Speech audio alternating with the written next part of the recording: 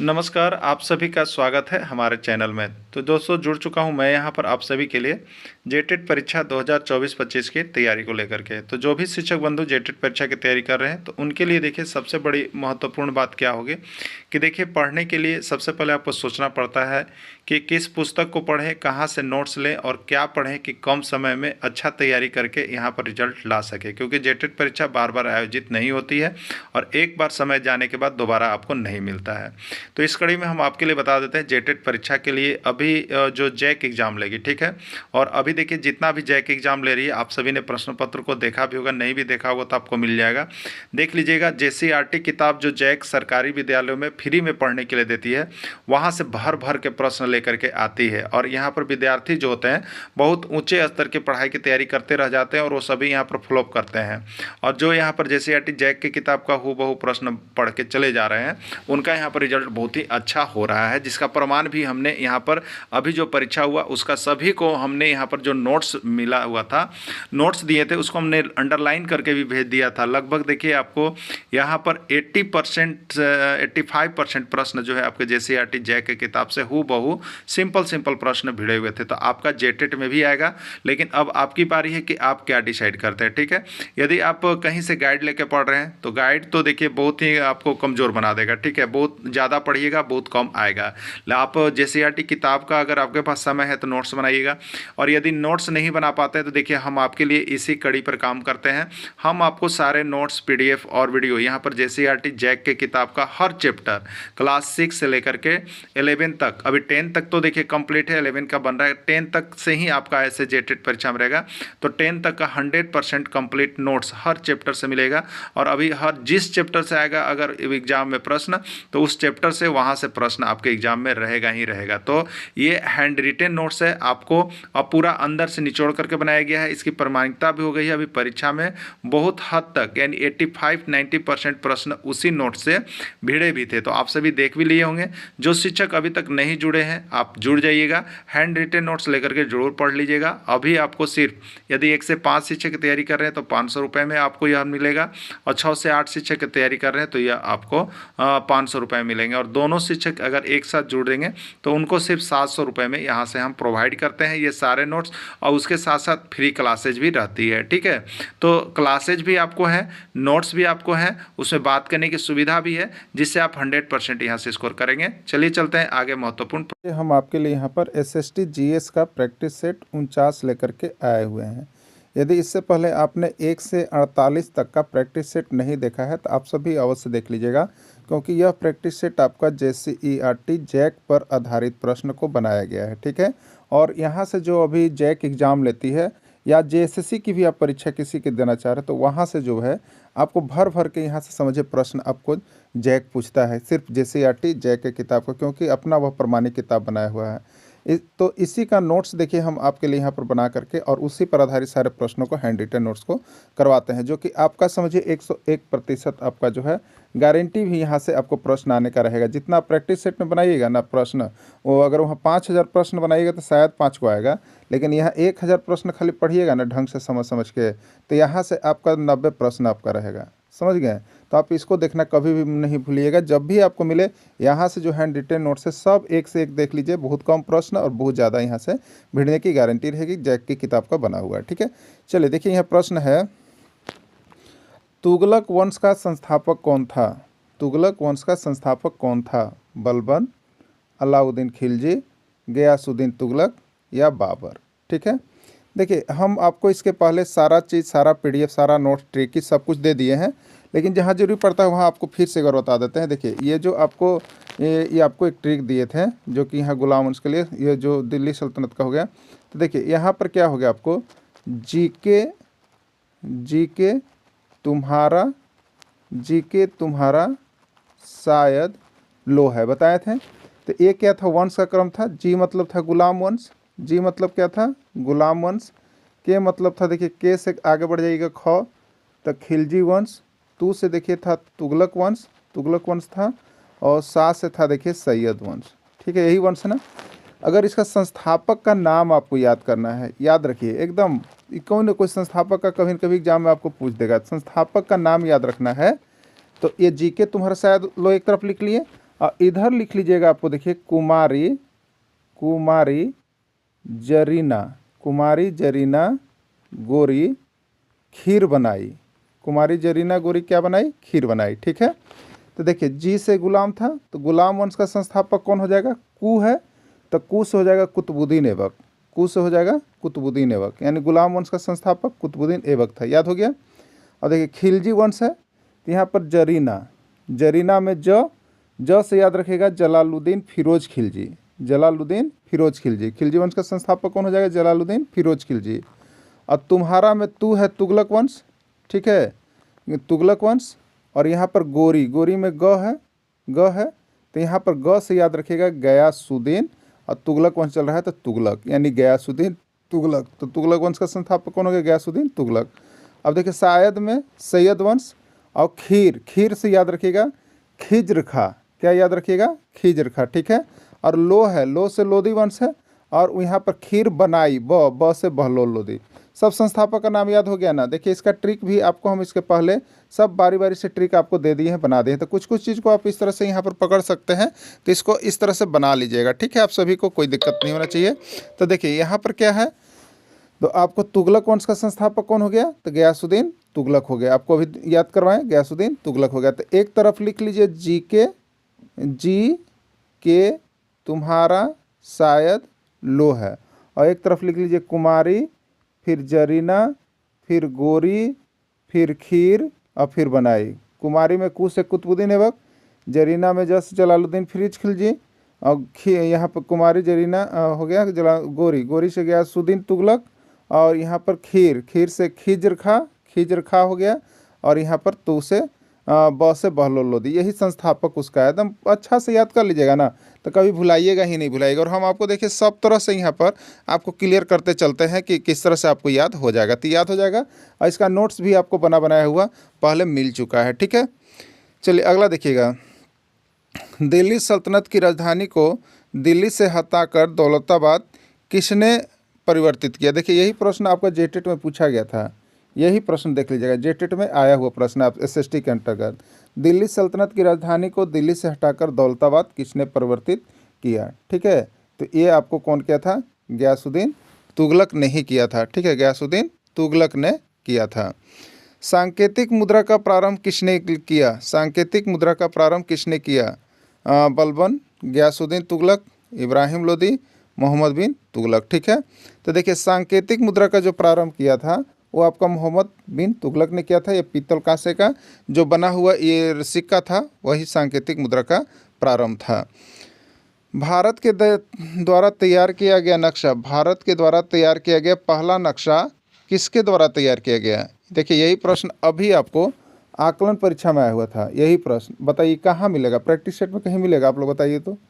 Practice set में मिलेगा, लेकिन जैक का किताब में जाइएगा तो वहाँ पर आपको छपा हुआ है ये प्रश्न। ठीक है, तो देखिए ऐसे ऐसे प्रश्न आएंगे ना, आपको लगेगा कहाँ से प्रश्न आया, लेकिन कहीं से नहीं, ये JCERT जैक के किताब से आया, लेकिन आप नहीं पढ़ें। ठीक है, तो भारत के द्वारा तैयार किया गया पहला नक्शा किसके द्वारा तैयार किया गया था भारत में। ठीक है, जेम्स रेनल के द्वारा, जेम्स वाट के द्वारा, जेम्स रॉबर्ट के द्वारा, या कोई नहीं। ठीक है, तो पहला नक्शा जो है वो जेम्स रेनल के द्वारा तैयार किया गया है, याद रखिएगा, प्रश्न पूछ दिया गया है जैक के द्वारा। ठीक है, अगला प्रश्न है, भारत के सर्वप्रथम नक्शा तैयार करने का आदेश किसने दिया था, Robert Clive, Warren Hastings, James रेनेलिटी, या कोई नहीं। ठीक है, भारत में सर्वप्रथम नक्शा तैयार करने का आदेश किसने दिया। ठीक है, Robert Clive, Warren Hastings, James रेनेलिटी, या कोई नहीं। ठीक है, तो भारत में सर्वप्रथम नक्शा तैयार करने का आदेश जो है वो रॉबर्ट क्लाइव, कौन दिया था, रॉबर्ट क्लाइव दिया था। प्रश्न ये जो है आपको आकलन में अगर पूछा गया है, अबर आकलन में पूछा गया है, जो जैक एग्जाम लिया था, जैक एग्जाम लिया था, बताइए नोट्स दिया गया था कि नहीं दिया गया था, आपको दिया गया था ना। तो देखिए यहाँ से प्रश्न आ रहा भर भर के। ठीक है, आप सभी देखिए मिसगाइड मत होइएगा, आपको बता दे रहे हैं ना। तो जेटेट परीक्षा जो है ना यहाँ 8 साल बाद आ रहा है और आया है। ठीक है, तो आप मिसगाइड नहीं होइएगा, आप कहीं भी जुड़े हैं सभी जगह जुड़ कर पढ़िए, लेकिन यहाँ का नोट्स जो आपको हम 500 रुपये में दे रहे हैं वो तो लाइफ में कभी छोड़ के ही मत जाइएगा, आप समझ गए हैं।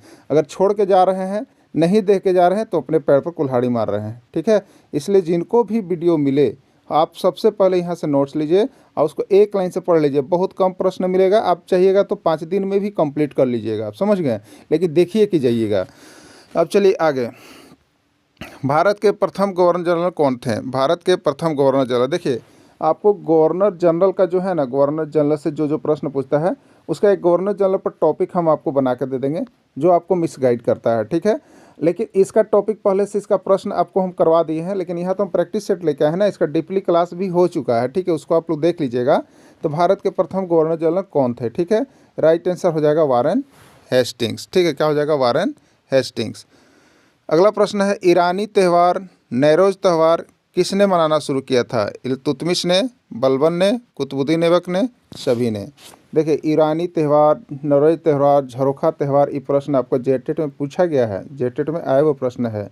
किसने किया था? बलबन ने। किसने किया था? बलबन ने इसको चालू किया था।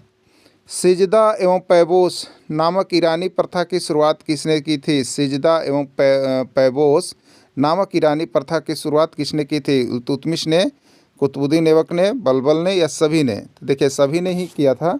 बलबन जो है इस सब में वो रक्त में खून की नीति जो अपनाता था वो यहाँ पर बलबन ने यहाँ पर किया था, ठीक है, बलबन ने यहाँ पर किया था।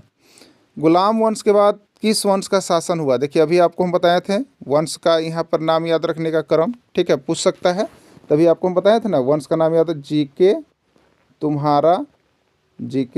तुम्हारा शायद लो है, ठीक है, जीके तुम्हारा शायद लो है। जी से गुलाम वंश, ये कौन था? गुलाम वंश। के से क होता है, लेकिन हम बोले थे इससे आगे बढ़ जाइएगा एकक। ख होता है, ख से खिलजी वंश। तू से तुगलक वंश। शायद से सैयद वंश। लो से लोदी वंश, ठीक है, देख लिए। तो अब पूछ रहा गुलाम वंश के बाद किस वंश का शासन हुआ? तो गुलाम वंश के बाद खिलजी वंश। अब प्रश्न पूछ देगा खिलजी वंश के बाद किस वंश का शासन हुआ था? तुगलक वंश के बाद किस वंश का शासन हुआ था? सैयद वंश के बाद किस वंश का शासन हुआ था? लोदी वंश, ठीक है। और इतने ही के बाद इसको समाप्त हो गया, ठीक है। चलिए समाप्त हो जाता है। अब देखिए यहाँ पर तो आपका प्रश्न था गुलाम वंश के बाद किस वंश का शासन हुआ, तो आपका क्या आंसर जाएगा? खिलजी वंश जाएगा। याद रख लीजिएगा, ये कभी कभी देखिए क्रम भी पूछता है, क्रम लिख देगा गुलाम वंश में कौन सा क्रम सही? गुलाम वंश, तुगलक वंश, खिलजी वंश, तो आपको याद रहेगा। तो आप जीके पर सजा लीजिएगा, जीके तुम्हारा शायद लो है, गुलाम वंश, फिर खिलजी वंश, फिर तुगलक वंश, फिर सैयद वंश, फिर लोदी वंश, ठीक है। एकदम देखिए सबको डेली आप यहाँ से आधा घंटा भी समय देते हैं ना, 30 मिनट। देखिए हम आपको इसी तरह से क्या करते हैं, छोटे छोटे वीडियो डाल देते हैं, आपको ज़्यादा समय नहीं लेते क्योंकि किन्हीं के पास उतना समय नहीं है। और आप PDF जो पढ़ते हैं ना, ये देखिए सबसे अच्छा चीज़ होता है क्योंकि इसमें इंपॉर्टेंट चीज़ भी आ रहा है आपका और उसका डिटेल्स भी हो जा रहा है और समय भी कम लग रहा है। ये वीडियो कभी भी आपको देखिए प्रमाणिक है, आप देख सकते हैं, क्योंकि इसमें किसी तरह का हम यहाँ पर बातचीत ज़्यादा आपको कमेंट का नहीं करते हैं, समझ गए, कि आपका वीडियो अच्छा बना रहे और सब दिन आपको इसको देखने का मन करे, समझ गए। तो चलिए देखिए अगला, भारत के अंतिम वायसराय कौन थे? भारत के अंतिम वायसराय कौन थे? Warren Hastings, Lord Canning, Lord Mountbatten, ठीक है। अब देखिएगा, तो ये प्रश्न तो आपको हम पहले करवाए हैं और उसका डिटेल्स भी करवाए थे, एक डायग्राम बना करके कि वारेन हेस्टिंग्स से यहाँ पर चक्रवर्ती तक, ठीक है, चक्रवर्ती तक का किया हुआ था, तो उसको आप याद कर लीजिएगा। नहीं याद है तो एक बार फिर करवा देंगे। लेकिन यहाँ का जो प्रश्न है अंतिम वायसराय, तो ये जेटेट में पूछा गया प्रश्न है, ये जेटेट में पूछा गया है और JSSC में 11 बार ये प्रश्न आया है, 11 बार ये प्रश्न आया है, ठीक है, 11 बार प्रश्न आया है, इसलिए इसको याद रखिएगा, लॉर्ड माउंटबेटन हो जाएगा। भारत का क्षेत्रफल है कितना है आपको बताना है? 32.8 लाख वर्ग किलोमीटर, 33.7 लाख वर्ग किलोमीटर, 36.5 लाख वर्ग किलोमीटर या 37.4 लाख वर्ग किलोमीटर, ठीक है। देखिए यहाँ पर क्या होता है भारत का क्षेत्रफल, ये तो प्रश्न आपको पूछा है जेटेट में, ये तो प्रश्न आपको पूछा है ना, देख लीजिएगा 2012 में जेटेट में पूछा गया प्रश्न है, ठीक है। भारत का क्षेत्रफल कितना है? JSSC में यहाँ पर झारखंड में जो एग्ज़ाम हुआ जो आपको टीचर्स का, उसमें देखिए प्रश्न 2 बार पूछा है, 2 बार, ठीक है। तो भारत का क्षेत्रफल अगर ये देखिए इस तरह से दिया था, लेकिन आपको याद है ना कितना होता है? 32,87,263 वर्ग किलोमीटर, ठीक है, यही होता है, 32,87,263 वर्ग किलोमीटर होता है। अगर ऐसे हम याद किए होंगे तो इतना होता है। लेकिन इसी को देखिए शॉर्ट में दिया, कितना दिया 32, अगर दे रहा है सब जगह 32 तो 32 हमको होना चाहिए। उसके बाद दशमलव दे रहा है तो दशमलव हम देंगे, तो 8, उसके बाद क्या पड़ेगा 8, यही नहीं बचेगा, तो 32.8 लाख वर्ग किलोमीटर लगभग आएगा, यही आएगा। तो ये आंसर किस में है, ए में है। तो ई वाला याद रखिएगा, तो ध्यान दीजिएगा यहाँ पर कितने के बाद लगाया है, ठीक ना। चलिए अगला देखिएगा, भारत का उत्तर से दक्षिण की ओर विस्तार कितना है। भारत का उत्तर से दक्षिण की ओर विस्तार कितना है, ठीक है। 1000 किलोमीटर, 2000 मीटर, 3200 मीटर, 3200 किलोमीटर, या कोई नहीं, ठीक है। देखिए उत्तर से, ठीक है, उत्तर में उत्तर हो गया, तो उत्तर में कश्मीर हो गया ना, और दक्षिण दक्षिण दक्षिण में क्या हो गया, कन्याकुमारी हो गया, ठीक है। तो उत्तर से दक्षिण कश्मीर से लेकर कन्याकुमारी तक कितना किलोमीटर दूरी है वो बताना है, ठीक है। तो देखिए उत्तर ऐसे लिखते हैं ना, उत्तर उत्तर, ठीक है। तो उत्तर में ये कैसा लग रहा है, 3 जैसा लग रहा है, तो 3 से स्टार्ट होगा, ठीक है। तो 3 से स्टार्ट होगा मतलब 3200 किलोमीटर याद रखिएगा, क्या याद रखिएगा, 3200 किलोमीटर याद रखिएगा, राइट आंसर 3200 हो जाएगा, ठीक है। चलिए अगला देखिएगा, तो भारत के उत्तर में कश्मीर से लेके, भारत के उत्तर में कश्मीर से लेके दक्षिण में कन्याकुमारी तक फैला हुआ है ये, और कितना है आपका 3200 किलोमीटर है, याद रखिएगा। प्रश्न ये आपको जेएसएससी में राजस्व कर्मचारी जो परीक्षा हुआ था उसमें ये पूछा गया प्रश्न है, ठीक है। चलिए अगला देखिएगा, खिलजी वंश का संस्थापक कौन था। खिलजी वंश का संस्थापक कौन था, ठीक है। अभी संस्थापक के लिए आपको हम बताए थे, क्या बताए थे, कुमारी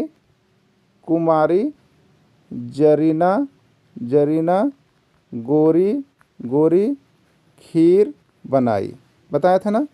कू से कुतुबुद्दीन ऐबक, जरीना से जलालुद्दीन फिरोज खिलजी, गोरी में ग से गयासुद्दीन तुगलक, और यहाँ पर खीर से खिजर खा, ठीक है।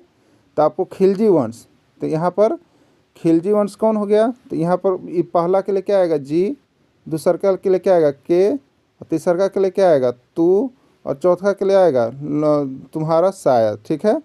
तो खिलजी वंश, तो गुलाम वंश खिलजी वंश, तो खिलजी वंश का जरीना, ठीक है, जरीना यानी जलालुद्दीन फिरोज खिलजी, जलालुद्दीन फिरोज खिलजी, यही नहीं खिलजी वंश है, जलालुद्दीन फिरोज खिलजी, ठीक है। तो याद रख लीजिएगा जलालुद्दीन फिरोज खिलजी इसका राइट आंसर हो जाएगा, ठीक है। चलिए खिलजी वंश का शासन कब से कब तक रहा। खिलजी वंश का शासन कब से कब तक रहा, 1290 से 1296, 1285 से 1326, 1275 से 1285 तक, ठीक है। खिलजी वंश का शासन कब से कब तक रहा, ठीक है। तो खिलजी वंश का जो शासन था वो आपको 1290 ईस्वी से 1296 ईस्वी तक रहा, और इसका डिटेल्स बाकी आपको दे दिया गया है, ठीक है। चलिए सैनिकों का हुलिया लिखने और घोड़ा दागने की प्रथा का शुरुआत किसने किया। सैनिकों की हुलिया लिखने और घोड़ा दागने की प्रथा का शुरुआत किसने किया, अलाउद्दीन खिलजी ने, जलालुद्दीन खिलजी ने, बलबल ने, या इल्तुतमिश ने, ठीक ना। सैनिकों का हुलिया लिखने और घोड़े दागने की प्रथा का शुरुआत जो है आपको यहाँ पर अलाउद्दीन खिलजी के द्वारा किया गया था, ठीक है। अलाउद्दीन खिलजी से बहुत प्रश्न आता है, आप इसको अलाउद्दीन खिलजी का टॉपिक भी देख लीजिएगा, आपको मिल गया है, ठीक ना। चलिए अगला देखिएगा, राज्य सूची में कितने विषय हैं। राज्य सूची में कितने विषय हैं, 96, 97, 98, 99 या 62, ठीक है। देखिए ये विषय जो है ये प्रश्न आपका आया हुआ है, हाई स्कूल एग्जाम जो हुआ है उसमें आपको प्रश्न ये पूछा गया है, ठीक है। राज्य सूची में कितने विषय हैं, ठीक है। तो राज्य सूची में कितने विषय हैं आपको यहाँ पर देख लेना है। तो राज्य सूची में जो विषय हैं वो आपके 62 हैं। कितने हैं, राज्य सूची में 62 विषय है। राज्य सूची में कितना विषय है, 62 विषय है, क्लियर। समवर्ती सूची में कितने विषय हैं आपको बताना है कि जो समवर्ती सूची है उसमें कितने विषय हैं, ठीक है। हम लोग यहाँ पर सूचियाँ 4 को पढ़ते हैं ना, कि संघ सूची पढ़ते हैं हम लोग यहाँ पर, संघ सूची, राज्य सूची और समवर्ती सूची, ये 3 सूचियाँ हम लोग देखते हैं। तो यहाँ पर पूछा है कि समवर्ती सूची में कितने विषय को शामिल किया गया है, ठीक है। तो समवर्ती सूची में कितने विषय शामिल किए गए हैं, 52। देखिए समवर्ती सूची से एक प्रश्न हर बार पूछता है, क्योंकि आप देखिए टीचर का एग्जाम देने जाते हैं ना, तो ये प्रश्न बार बार पूछता है कि शिक्षा किस सूची का विषय है, शिक्षा किस सूची का विषय है। ये प्रश्न हल्का मचा कर रख दिया, इसलिए याद रखिएगा शिक्षा किस सूची का विषय है। तो शिक्षा जो है समवर्ती सूची का विषय है, ठीक है। शिक्षा किसका विषय है, समवर्ती सूची का विषय है, ठीक है। अब समवर्ती सूची का मतलब क्या होता है, आप बताइएगा। समवर्ती सूची पर कौन कानून बना सकता है, समवर्ती, ये भी प्रश्न पूछा गया है कि समवर्ती सूची पर कौन कानून बना सकता है। तो समवर्ती सूची पर केंद्र और राज्य दोनों सरकार कानून बनाती है, इसीलिए ये समवर्ती मैंने समवर्ती साझा का ही है, केंद्र और राज्य का साझा होता है इसमें। ठीक है, चलिए अगला देखिएगा। संविधान का सार माना जाता है, संविधान का सार माना जाता है प्रस्तावना को, आधारभूत मूल्य को, राजनीतिक व्यवस्था को या सभी को। ठीक है, तो देखिए याद रखिएगा संविधान का सार, जेटेट का ये प्रश्न है 2012 में पूछा गया है। ठीक है, संविधान का सार किसको माना जाता है, पूछा गया प्रश्न है। और देखिए कहाँ से था, तो जैक के किताब में छपल प्रश्न था। ठीक है, प्रस्तावना को, आधारभूत मूल्य को, राजनीतिक व्यवस्था को। संविधान का सार जो है आपको प्रस्तावना को माना जाता है। किसको माना जाता है, प्रस्तावना को संविधान का सार कहते हैं हम लोग। ठीक है, प्रस्तावना में पंथ निरपेक्ष, समाजवादी तथा अखंडता शब्द जोड़ा गया है। 44वें संविधान संशोधन, 42वें संविधान संशोधन, 86वें संविधान संशोधन या कोई नहीं। ठीक है, तो देखिए प्रस्तावना में पंथ निरपेक्ष, समाजवादी तथा अखंडता। देखिए ये प्रश्न कैसे कैसे आया है अभी तक को आपको बता देते हैं हम। एक बार प्रश्न पूछा था कि प्रस्तावना में पंथ निरपेक्ष शब्द किससे जोड़ा गया है। एक बार आया था प्रस्तावना में समाजवादी शब्द किससे जोड़ा गया है। प्रस्तावना में अखंडता शब्द किस संशोधन में जोड़ा गया है। तीनों प्रश्न अलग अलग करके आया हुआ है। ये झारखंड का प्रश्न सब आया हुआ है। ठीक है, और आपका जेटेट में प्रश्न ऐसे आया था पूरा, प्रस्तावना में पंथ निरपेक्ष, समाजवादी तथा अखंडता सब जोड़ा गया है। ये जेटेट का आया हुआ प्रश्न है। ठीक है, ये पूरा। लेकिन और देखिएगा एग्जाम में जैसे जेएसएससी में कभी कभी आया है, तो प्रस्तावना में पंथ निरपेक्ष शब्द किस संशोधन के तहत जोड़ा गया है। प्रस्तावना में समाजवादी शब्द जो है किस संशोधन के तहत जोड़ा गया है। प्रस्तावना में अखंडता शब्द जो है किस संशोधन के तहत जोड़ा गया। अलग अलग करके भी पूछता है। ठीक है, लेकिन जेटेट में एक ही में पूछा था। एकदम बहुत इंपॉर्टेंट प्रश्न है। ठीक है, और सारा प्रश्न देखिए छोटे छोटे किताब है ना, वहीं से प्रश्न पूछ देता है। वहाँ तो देखते नहीं है लोग, बोलते हैं कहाँ से। तो देखिए एक चीज़ याद रखिएगा, जोड़ा गया जितना चीज़ पूछागा प्रस्तावना में जोड़ा गया, याद रखिएगा प्रस्तावना में जोड़ा गया चीज़ पूछेगा तो जोड़ा वाला चीज़ को आप 42वां मारिएगा, 42वां संविधान संशोधन। ठीक है, और हटाया गया पूछेगा, हटाया गया तो 44वां संविधान संशोधन, यानी जोड़ने वाला 42वां में और हटाने वाला 44वां में। ठीक है, दोनों प्रश्न लगभग निकल के कभी कभी आ जाते हैं आपके एग्जाम में। ठीक है, तो देखिए प्रस्तावना में पंथ निरपेक्ष, समाजवादी तथा अखंडता शब्द किस में जोड़ा गया है, तो राइट आंसर बी, जोड़ने वाला आए प्रस्तावना में तो 42वां संविधान संशोधन लगभग रहता है, इसलिए 42वां मारिएगा। ठीक है, चलिए अगला देखिएगा। भारत की प्रथम महिला प्रधानमंत्री कौन थी, भारत की प्रथम महिला प्रधानमंत्री कौन थी। राजीव गांधी, श्रीमती प्रतिभा देवी सिंह पाटिल, सोनिया गांधी या श्रीमती इंदिरा गांधी। ठीक है, राइट आंसर हो जाएगा श्रीमती इंदिरा गांधी। क्लियर, चलिए अगला देखिएगा प्रश्न आपके लिए। अलाई दरवाज़ा का निर्माण किसने करवाया, अलाई दरवाज़ा का निर्माण किसने करवाया। ठीक है, अलाउद्दीन खिलजी, इल्तुतमिश, बलबल या कोई नहीं। ठीक है, प्रश्न जेटेट का है, जेटेट का है, आप देख लीजिएगा जेटेट में प्रश्न आया था। अब बहुत लोगों का गलती हुआ था, कहीं आपको बता रही प्रश्न प्रैक्टिस सेट में था ही नहीं, कोई प्रैक्टिस सेट में नहीं था, लेकिन आप किताब में जाके देखिए आपको बीच में घुसा के दिया है अलाई दरवाज़ा। ठीक है, बीच में घुसा के दिया है एकदम, जैसे आर टी जैक की किताब में। ठीक है, तो देखिए इसका हमने एक ट्रिक भी खाया था, जब खाई मलाई, जब खाई मलाई, हजार किला और खंभा उठाई, यही और यहीं से आ गया था। ठीक है, तो जब खाई मलाई, तो यहाँ पर देखिए जमैयत खां मस्जिद, जमैयत खां मस्जिद किसने बनवाया, ये पूछता है कभी कभी। ठीक है, तो इसका ट्रिक हम आपको अलग से दे देंगे, लेकिन इसी पर ये पूरा ये जो अलाउद्दीन खिलजी है उसका पूरा क्या क्या चीज़ बनवाया सब आ जाता है इसमें, समझे। अब देखिएगा यहाँ पर, तो अलाई दरवाज़ा का निर्माण किसने करवाया, तो अलाई में अल्लाह है, तो यहाँ भी अल्लाह है, याद रखिएगा अल्लाई, अल्लाह अल्लाह, तो अलाउद्दीन खिलजी, अलाउद्दीन खिलजी। ठीक है, अलाई दरवाज़ा का निर्माण अलाउद्दीन खिलजी। कम तौलने वाले व्यक्ति के शरीर से उतना ही मांस काटने का आदेश किसने दिया था। हमने आपको बोला था कि अलाउद्दीन खिलजी को याद रखिएगा, अलाउद्दीन खिलजी से बहुत प्रश्न बनता है और सभी प्रश्न आने वाले रहते हैं। अलाउद्दीन खिलजी अगर पूछेगा तो यहाँ से एक प्रश्न पूछ देगा।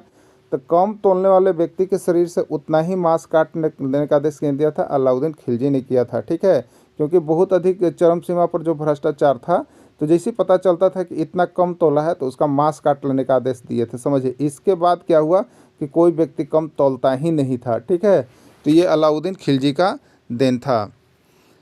भारत का पूर्व से पश्चिम की ओर विस्तार कितना है, पूर्व से पश्चिम की ओर विस्तार कितना है, 3200, 3000, 2900 या 3300 किलोमीटर। ठीक है, तो भारत का पूर्व से पश्चिम की ओर विस्तार जो है 2900 किलोमीटर है। ठीक है, इसको याद रख लीजिएगा। दोनों का विस्तार कभी कभी आता है लेकिन कम आया हुआ है। ठीक है, विश्व का दूसरा सबसे बड़ा जनसंख्या वाला देश कौन सा है?